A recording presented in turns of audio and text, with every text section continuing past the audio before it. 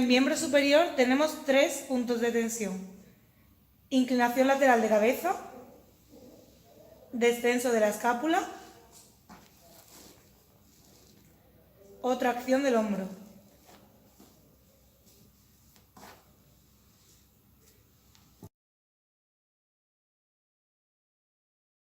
Procederemos a valorar el nervio mediano, que inerva la parte anteroexterna del antebrazo y la cara palmar de los 3 primeros dedos. La posición de partida del paciente debe ser el brazo junto al cuerpo, el codo en flexión de 90 grados, pronosupinación neutra, muñeca y dedos en posición neutra. Para ponerlo en tensión, el fisio deberá realizar extensión de muñeca, extensión de dedos, supinación, extensión de codo y abducción de hombro, hasta el punto en el que el paciente sienta tensión o dolor. También puede sentir parestesia de los dedos. En este caso, el fisio deberá comprobar si el dolor es nervioso, provocando el descenso de la escápula. En caso de que aumente el dolor, deberemos proceder al tratamiento.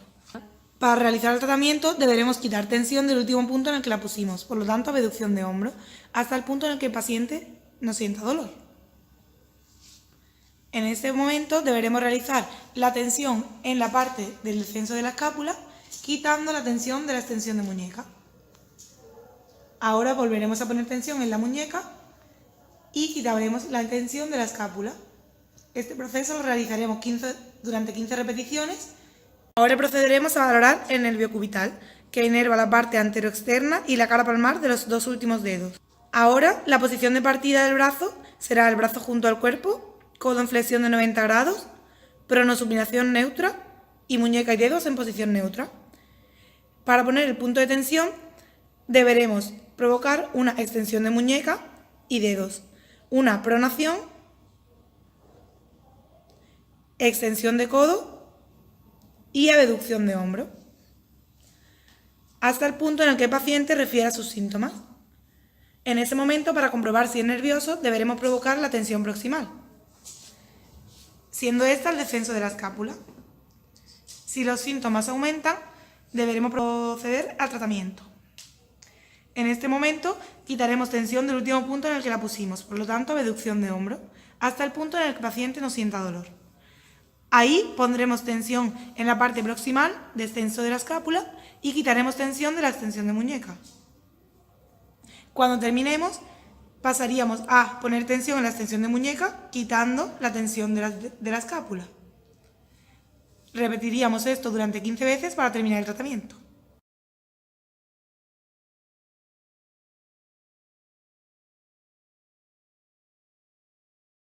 Ahora vamos a valorar el nervio musculocutáneo. Para ello, el paciente se coloca en decúbito supino con los brazos junto al cuerpo.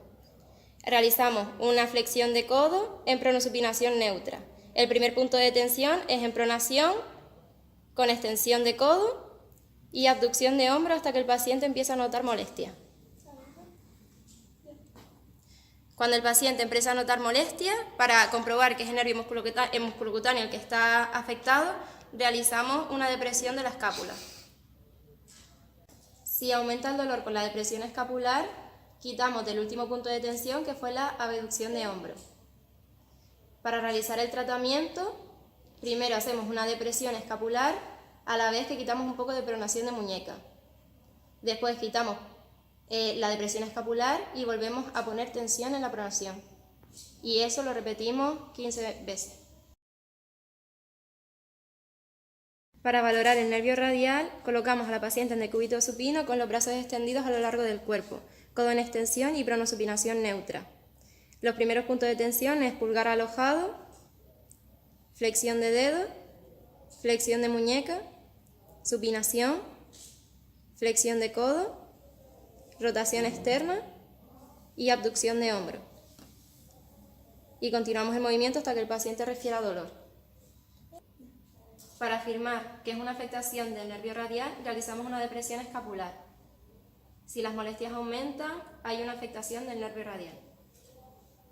Para realizar el tratamiento, en primer lugar, quitamos tensión del último punto, o sea, la abducción de hombro, hasta que el paciente no refiera ningún tipo de molestia. Una vez allí, empezamos a realizar una depresión escapular, a la vez que quitamos un poco de flexión de muñeca. Cuando quitamos la depresión escapular, realizamos otra vez la tensión de muñeca y continuamos el tratamiento hasta hacer un de 15 repeticiones.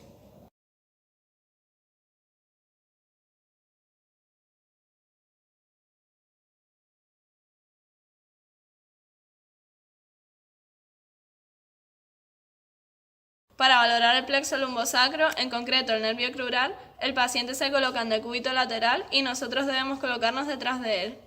Realizamos una flexión de rodilla, abducción de cadera y por último extensión de cadera, hasta que el paciente refiera molestias o dolor.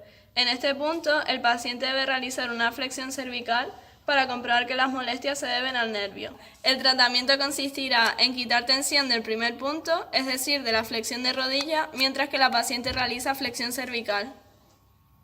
Luego la paciente deja de hacer la flexión cervical y volvemos a poner la flexión de rodilla. Así sucesivamente hasta realizar 15 repeticiones. Para valorar el tibial posterior, realizaremos en primer lugar una flexión dorsal, pronación, flexión de cadera con rodilla extendida, rotación interna y por último aducción de cadera hasta que la paciente refiera dolor o molestias. En este caso, para comprobar que este dolor se debe al nervio, la paciente debe realizar una flexión cervical. En caso de que las molestias aumenten, debemos quitar tensión del último punto, es decir, de la aducción de cadera, hasta que no refiera ninguna molestia. El tratamiento consistirá en quitar tensión del primer punto, es decir, de la flexión dorsal, a la vez que la paciente realiza una flexión cervical. Luego quitamos la flexión cervical y volvemos a poner la flexión dorsal, y así sucesivamente hasta realizar 15 repeticiones. Para valorar la rama dorsal externa, realizamos una flexión plantar, seguida de una supinación, flexión de cadera con rodilla extendida, rotación interna de cadera y por último aducción de cadera, hasta el punto en el que la paciente refiera dolor o molestias. En este punto, la paciente debe realizar una flexión cervical para comprobar que estas molestias se deben al nervio. El tratamiento consistirá en quitar tensión del primer punto, es decir, de la flexión plantar, a la vez que la paciente realiza una flexión cervical. Luego dejamos la flexión cervical y volvemos a poner la flexión plantar, y así sucesivamente hasta realizar 15 repeticiones.